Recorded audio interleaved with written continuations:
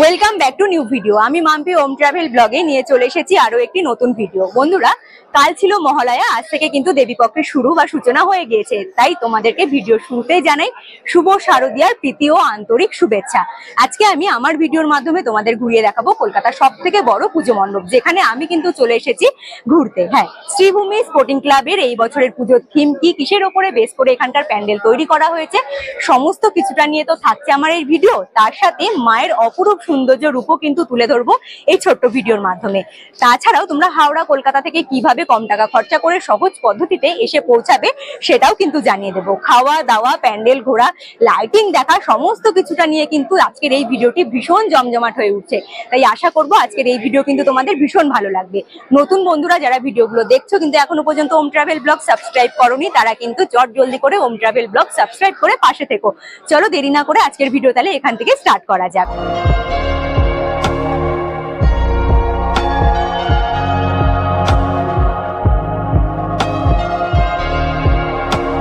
শ্রীভূমি যাওয়ার জন্য আমি চলে এসেছি কিন্তু হাওড়া এসি বাস স্ট্যান্ডে, যেখান থেকে শুধুমাত্র এসি বাসগুলো ছাড়া হয়। এখানে পরপর কিন্তু অনেকগুলো বাস স্ট্যান্ড রয়েছে। আমি দাঁড়িয়ে রয়েছি, তোমাদের একদম এক্সাক্ট বলে দিচ্ছি।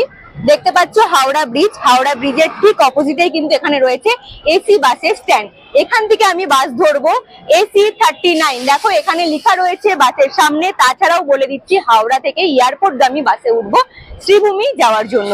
আমাদের এই বাসে হাওড়া স্টেশন থেকে, মানে হাওড়া যে বাস স্ট্যান্ডটা রয়েছে সেখান থেকে কত টাকা ভাড়া লাগছে পার হেড, সেটা আমি তোমাদের জায়গায় গিয়ে নেমে জানিয়ে দেবো।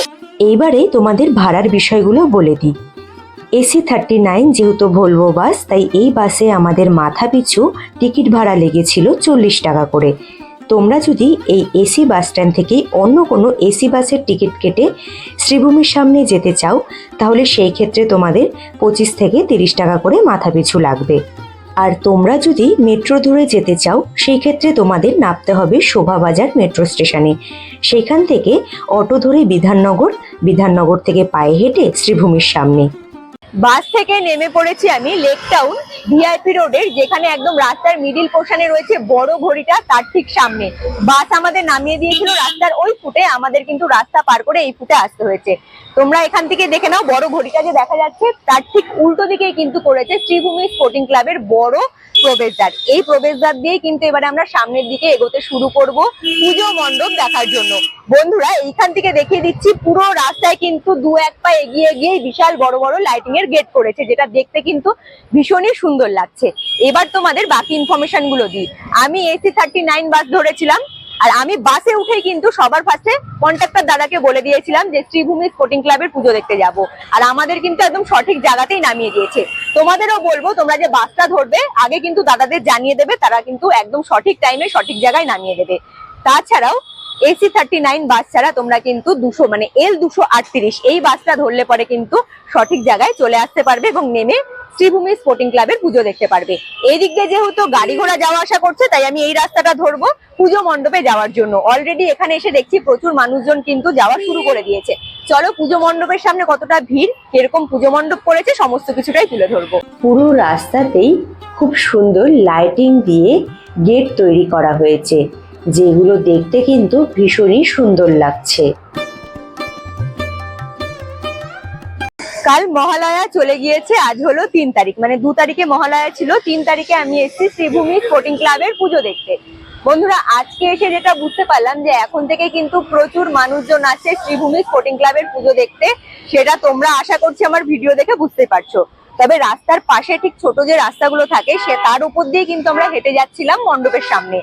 তবে এই যে রাস্তা দিয়ে এখন গাড়ি ঘোড়াগুলো যাওয়া আসা করছে, চতুর্থী পঞ্চমী থেকে আশা করছি এই গাড়ি ঘোড়া যাওয়াগুলো কিন্তু বন্ধ করে দেবে। তারপরে এখানে দেখো ব্যারিকেড করা রয়েছে, বাস দিয়ে পুরো রাস্তা খুঁড়ে কিন্তু ব্যারিকেড করেছে। পরে কিন্তু তোমরা যখন ঠাকুর দেখতে আসবে, এই দিক দিয়ে তোমাদের পুজো মণ্ডপের কাছে যেতে হবে, এটা তোমাদের জানিয়ে দিলাম। এইবারে বলে দিচ্ছি, যাদের কাছে আমার মতো মানে ঋষুর মতো ছোট বেবি রয়েছে, তাদের কিন্তু বলবো আগে ভাগে এসে তোমরা পুজো মণ্ডপ ঘুরে যাও, নয়তো পরে কিন্তু প্রচুর ভিড় হয়ে যাবে। এখনই এত ভিড়, তাহলে পরে কতটা ভিড় হতে পারে তোমরা বুঝতেই পারছো।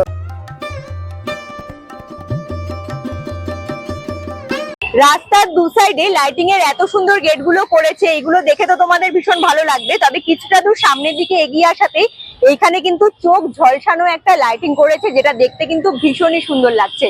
বাড়ির ছোট বাচ্চারা আসলে কিন্তু তারা ভীষণ ভাবে মজা পাবে। তার সাথে কিন্তু যারা যারা আসছে তারা কিন্তু সকলেই ভেতরে গিয়ে খুব সুন্দরভাবে ফটোশুট করছে। এইসব জিনিসগুলো দেখতেও কিন্তু বেশ ভালোই লাগে। শ্রীভূমি স্পোর্টিং ক্লাবের এবছরের যে পুজোর থিম, তার উপরেই ভিত্তি করে এই রাস্তার উপরে কিন্তু লাইটিংগুলো সেজে উঠেছে। মানে সাউথের দিকে গেলে পরে তোমরা সাউথের দিকের যে ঠাকুর কিংবা সেই দিককার যে মন্দিরগুলো রয়েছে, ঠিক সেরকমই কিন্তু এই লাইটিংয়ের ওপরে ফুটিয়ে তোলা হয়েছে, যেগুলো দেখতে ভীষণ সুন্দর লাগছে। পুজো মণ্ডপের কাছে গিয়ে এখনো পৌঁছাতেই পারিনি, কারণ ভিড় তো রয়েছে, তার সাথে রাস্তায় এত সুন্দর সুন্দর লাইটিং করেছে যেগুলো দেখে কিন্তু আমাদের সময় পার হয়ে যাচ্ছে। সাথে যেহেতু রিশু রয়েছে, ও কিন্তু এইসব জিনিসগুলো দেখে প্রচুর এক্সাইটেড হয়ে যাচ্ছে।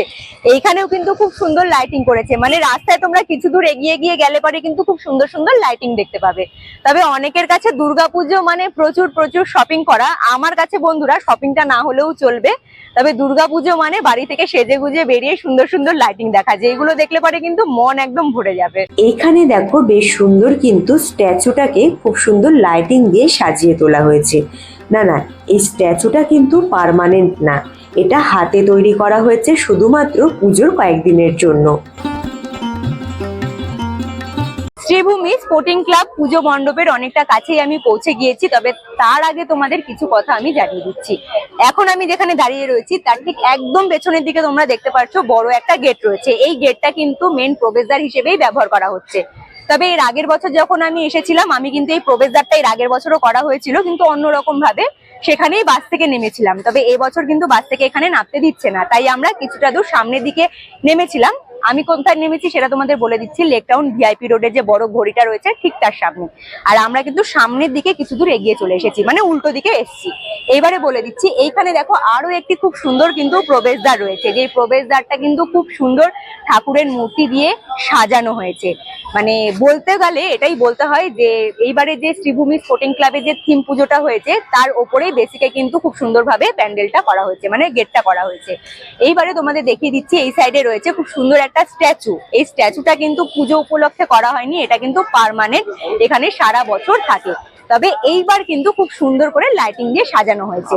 এইবার এই স্ট্যাচুর পাশ দিয়েই আমরা সোজা এগিয়ে যাব পুজো মণ্ডপের দিকে। দলে দলে কত মানুষজন যাচ্ছে সেটা আশা করছি তোমরা বুঝতেই পারছো।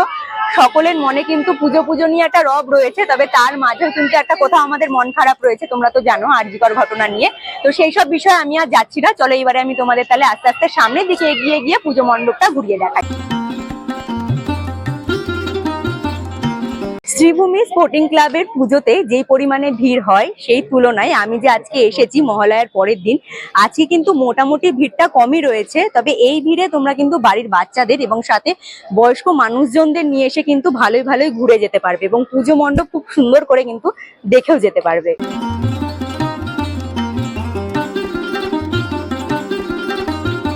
রিশুকে নিয়ে খুব সুন্দরভাবে পায়ে হেঁটে আমি চলে এসেছি শ্রীভূমি স্পোর্টিং ক্লাবের পুজো মণ্ডপের একদম সামনে। এইখান থেকে ব্যাক সাইডে তোমরা দেখতেই পাচ্ছ শ্রীভূমি স্পোর্টিং ক্লাবের পুজো মণ্ডপ। বন্ধুরা এইবারে বলে দিচ্ছি, শ্রীভূমি স্পোর্টিং ক্লাবে এই বছর কিন্তু পুজোর থিম করেছে তিরুপতি বালাজির অনুসরণে তিরুপতি বালাজির খুব সুন্দর একটি মন্দির। তবে তিরুপতি বালাজির মন্দির সব থেকে বড় না হলে পরেও ভারতবর্ষের সব থেকে ধনীয় মন্দির কিন্তু বলা যেতে পারে। আর দেখো এখান থেকে তো পুরো পুজো মণ্ডপটা দেখতে অসাধারণ লাগছে। এবারে আমরা ভেতরের দিকে যাব, গিয়ে মায়ের মানে প্রতিমা, মায়ের মূর্তি খুব সুন্দর করে তোমাদের কাছে তুলে ধরবো।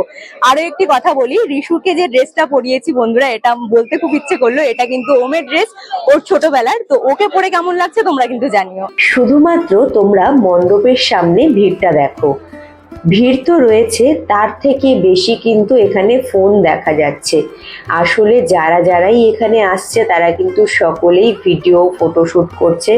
এমনকি অনেককেই আমি দেখলাম নিজেরা দেখছে বাড়িতে কিংবা বন্ধুদের ভিডিও কল করে দেখাচ্ছে তিরুপতি বালাজির মন্দির। আসলে আমার তো মনে হয় সত্যিকারের তিরুপতি বালাজির মন্দিরে কবে যেতে পারবো বা কবে যাওয়ার আমার সৌভাগ্য হবে সে তো আমি জানি না। তবে এই শ্রীভূমি স্পোর্টিং ক্লাবের উদ্যোগে যে এখানে সুন্দরভাবে তিরুপতি বালাজির মন্দির তৈরি করা হয়েছে, এখানে আসতে পেরে আমার তো বেশ ভালোই লাগছে। পুজোর সময় বৃষ্টি পড়বে এই রব তো চারিদিকেই ছড়িয়ে পড়েছে। তবে আজ কিন্তু হালকা ঝিরিঝিরি বৃষ্টি পড়ছিল। এই বৃষ্টির মাঝেও কলকাতাবাসীরা কিন্তু মাথায় ছাতা দিয়ে চলে এসেছিল তিরুপতি বালাজির মন্দিরে, মানে মা দুর্গার দর্শন করবে বলে। মণ্ডপের ভেতরের প্রাঙ্গণ দেখলে পরে তোমাদের কিন্তু চোখ ধাঁধিয়ে যাবে। এত সুন্দর ঝাড়, তার সাথে শিল্পীদের এত সুন্দর কারুকার্য, যা দেখে তোমাদের মন মুগ্ধ হয়ে যাবে। মণ্ডপের ভেতরের প্রাঙ্গণটা দেখে মনে হবে যেন পুরোটাই সোনায় মোড়া। আসলে তিরুপতি বালাজির মন্দিরের আদলে তৈরি করা, তাই তিরুপতি বালাজির মন্দিরের পুরো সৌন্দর্যটাকেই তুলে ধরার চেষ্টা করেছে আমাদের সকলের সামনে। আশা করছি তোমরা অনেকেই জানো, শ্রীভূমি স্পোর্টিং ক্লাবের প্রত্যেক বছর মা দুর্গাকে এবং মা দুর্গার সন্তানদের খুব সুন্দর সোনায় মুড়িয়ে তোলা হয়, মানে সোনা দিয়ে তাদেরকে খুব সুন্দর সাজিয়ে তোলা হয়, যা দেখতে কিন্তু প্রত্যেক বছরই এক অন্যরকম লাগে। এবছরও কিন্তু মাকে দারুণ সুন্দর করে সাজিয়ে তোলা হয়েছে।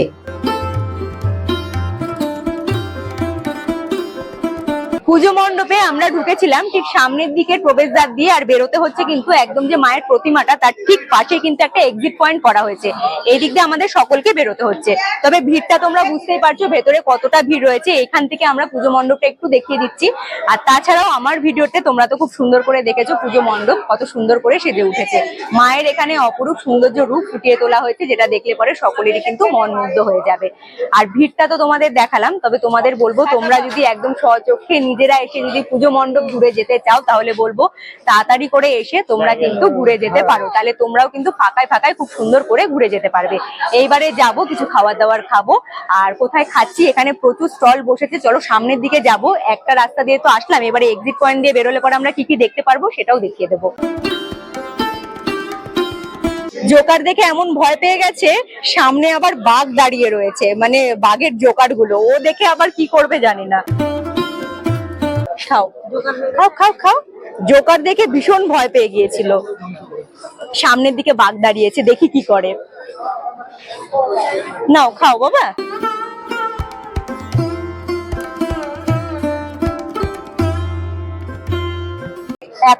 এখনো পর্যন্ত চোখ যায়নি। না না না, ভয় পাচ্ছে, ভয় পাচ্ছে। সেকেন্ডবারে আমি চেষ্টা করেছিলাম একটু বাঘের সাথে গিয়ে ফটোশুট করব। তখন এত জোর রিশু কেঁদে উঠেছিল, তাই আমি কিন্তু ওকে নিয়ে একটু চলে এসেছিলাম এখানে একটু মজা করব বলে। আমরা যেখানে দাঁড়িয়ে বাবলস নিয়ে খেলা করছিলাম তার ঠিক পাশেই ছিল এই ছোট্ট দোকানটি। এইখান থেকে চিপসের প্যাকেট নেবে বলে খুব বায়না করছিল, তাই ওকে 10 টাকা দামের একটা চিপসের প্যাকেট কিনে দিলাম। চিপসের প্যাকেট হাতে নিয়ে এইবারে আবার সামনের দিকে এগোতে শুরু করলাম। দুর্গা পুজো মানে এক প্যান্ডেল থেকে আরেক প্যান্ডেলে গিয়ে মা দুর্গার দর্শন করা। দুর্গা পুজো মানে আড্ডা মারা বন্ধুদের সাথে। দুর্গা পুজো মানে প্রচুর প্রচুর খাবার দাবার খাওয়া। না না, দামি দামি খাবার দাবার খেতেই হবে এরও কোনো মানে নেই। কম টাকারও প্রচুর খাবার দাবার রয়েছে, সেসব খেয়েই মজা করা যেতে পারে। পুজো মণ্ডপ থেকে বাইরে বেরোনোর রাস্তার উপরে কিন্তু প্রচুর খাবার দাবারের স্টল বসেছে, যেমন ফুচকা, ভেলপুরি, পাপড়ি চাট। তোমরা চাইলে যে কোনো খাবার দাবারের স্টল থেকে খাবার দাবার পছন্দ করে কিনে খেয়ে নিতে পারো। তবে আমিও একটা দোকান ঠিক করে খাবার দাবার খাবো। তবে সামনের দিকে রয়েছে কিন্তু মেন এক্সিট পয়েন্টটা, সেটা একটু তোমাদের দেখিয়ে দিচ্ছি। সামনের দিক দিয়ে গাড়ি ঘোড়া যাওয়া আসা করছে, সেই রাস্তার উপরেও কিন্তু প্রচুর খাবার দাবারের স্টল বসেছে এবং কয়েকটা জুয়েলারিরও দোকান বসেছে। তোমরা কিন্তু তোমাদের মতো পছন্দ করে জুয়েলারি কিনতে পারো, খাবার দাবার খেতে পারো। আর এই হলো আরো একটা এক্সিট পয়েন্ট। এরপরেই তোমরা রাস্তায় বেরিয়ে গেলে কিন্তু গাড়ি ঘোড়াও পেয়ে যাবে, এবং যদি তোমরা বাড়ি যেতে চাও বাড়ি যাওয়ার জন্য গাড়ি পেয়ে যাবে। দেখো এখান থেকে দেখিয়ে দিচ্ছি, এই গেট দিয়ে আমরা বাইরের দিকে বেরিয়ে আসলাম এবং হাতের ডান দিকের রাস্তায় কিছু দূর এগিয়ে এসে এখানে কিন্তু রয়েছে A1 মেজবান। একটা বিরিয়ানির দোকান রয়েছে, শাহী বিরিয়ানি। নামটা শুনে বেশ ভালো লাগলো। এখান থেকে বিরিয়ানি অর্ডার করেছি, বিরিয়ানি খাবো। কত টাকা দাম পড়ছে চলো ভেতরে গিয়ে তোমাদের জানিয়ে দিচ্ছি। প্রথমেই বলি, দোকানটা কিন্তু অল্প ছোট। একই সাথে একটা টেবিলে 4 জন, আরো একটি টেবিলে 4 জন, মোট 8 জন বসে খাবার খেতে পারবে। আর আমি বসে যাওয়ার সাথে সাথে এখানে কিন্তু খাবার সার্ভ করে দিয়েছে। পুজো মণ্ডপ ঘুরতে ঘুরতে অনেকটা রাত হয়ে গিয়েছে, তাই ভাবলাম বিরিয়ানিটাই খাওয়া যেতে পারে, কারণ অনেকটা রাতও হয়ে গেছে, খিদেও পেয়ে গিয়েছে। আর তার সাথে এখানে এসে আমি যে দামটা শুনলাম, বেশ আমার দামটা ঠিকঠাক মনে হলো, তাই কিন্তু 1 প্লেট বিরিয়ানি অর্ডার করেছি। চিকেন বিরিয়ানি অর্ডার করেছি, 1 পিস আলু রয়েছে এখানে বেশ বড় সাইজের, আর এখানে রয়েছে কিন্তু লেগ পিস। এখন রিশুকে নিয়ে খাবার খেতে বসলে ও একটু প্রবলেম ক্রিয়েট করে দেয়, মানে প্লেটের মধ্যে হাত দিয়ে দেয়, নয়তো নিজে খেতে চায়। তবে আমি ওকে কিছুই বলি না, এইভাবেই খেতে খেতে একদিন নিজে ভালো করে খেতে শিখে যাবে এই কারণে। তবে বন্ধুরা বলে রাখি, বিরিয়ানির প্লেটের দাম পড়েছিল 100 টাকা, আর আমি কিন্তু 1 প্লেট বিরিয়ানি অর্ডার করেছিলাম। আমি আর সৌরভ দুজনে মিলে শেয়ার করে খেয়েছিলাম। খুব যে খারাপ হয়েছিল তাও না, মোটামুটি খেতে ছিল। আমি বিরিয়ানি খেলাম বলে তোমাদেরও যে বিরিয়ানি খেতে হবে এর কোনো মানে নেই, তবে আমি কোথা থেকে খাবার দাবার খেলাম সেটা তোমাদের জানিয়ে দিলাম। তাছাড়াও কিন্তু রাস্তার 2 সাইডেই রয়েছে প্রচুর খাবার দাবারের স্টল, তোমরা যে কোনো একটি দোকান পছন্দ করে খাবার দাবার খেয়ে নিতে পারো, মানে প্রচুর রকমের অপশন রয়েছে। এইবারে বলে দিই, এক্সিট পয়েন্টের ডান দিকের হাতে রাস্তা ধরেছিলাম, এই রাস্তা ধরে সোজা আমরা এগিয়ে গেলে পরে কিন্তু লেক টাউনের যে ঘড়ি মোড়টা রয়েছে সেখানে গিয়েই আমি উঠবো, আর সেখান থেকেই বাড়ি ফেরার জন্য বাস ধরবো। তো বন্ধুরা, আজকের এই পুরো ব্লগটা তোমাদের কেমন লাগলো তোমরা কিন্তু অবশ্যই কমেন্ট করে জানিও। যদি ভালো লেগে থাকে অবশ্যই লাইক করে দিও। নতুন বন্ধুরা যারা ভিডিওগুলো দেখছো কিন্তু এখনো পর্যন্ত ওম ট্রাভেল ব্লগ সাবস্ক্রাইব করোনি, তারা চট জলদি করে ওম ট্রাভেল ব্লগ সাবস্ক্রাইব করে নিতে পারো। যেসব বন্ধুরা সাবস্ক্রাইব করে পাশে রয়েছে তাদের অসংখ্য ধন্যবাদ, তারা এইভাবে সাপোর্ট করো, আমার পাশে থেকো। আজকের মতো তাহলে টাটা, দেখা হচ্ছে তোমাদের সাথে নেক্সট ভিডিওতে। তোমরা ভালো থেকো, সুস্থ থেকো, টাটা।